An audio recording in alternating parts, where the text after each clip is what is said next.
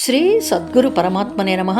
శ్రీ స్వామి అచలానంద గురుభ్యో నమః. మోక్ష సన్యాస యోగము అనే 18వ అధ్యాయంలో నుంచి 57వ శ్లోకం. చేతస సర్వకర్మాణి మయి సన్యస్య మత్పరః బుద్ధియోగం ఉపాశ్రిత్య మత్ చిత్తః సతతం భవ. చేతసా సర్వకర్మాణి మయి సన్యస్య మత్పరః బుద్ధియోగముపాశ్రిత్య మచ్చిత్తః సతతం భవ.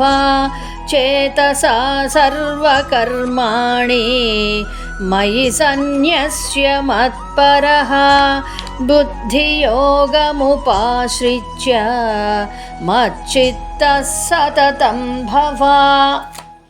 58వ శ్లోకం. మచ్చిత్తః సర్వదుర్గాణి మత్ప్రసాదాత్ తరిష్యసి అధ చేత్ త్వం అహంకారాత్ న శ్రోష్యసి వినక్ష్యసి. మచ్చిత్తః సర్వదుర్గాణి మత్ప్రసాదాత్ తరిష్యసి అధ చేత్వమహంకారాత్ న శ్రోష్యసి వినక్ష్యసి.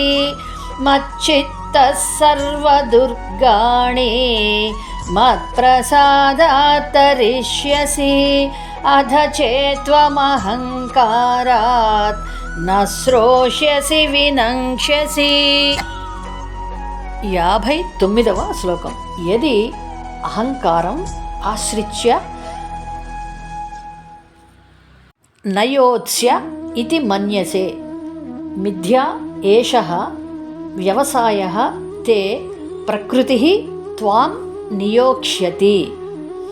యద్యహంకారమాశ్రిత్య నయోత్స్య ఇతి మన్యసే మిథ్యైష వ్యవసాయస్తే ప్రకృతిస్త్వాం నియోక్ష్యతి.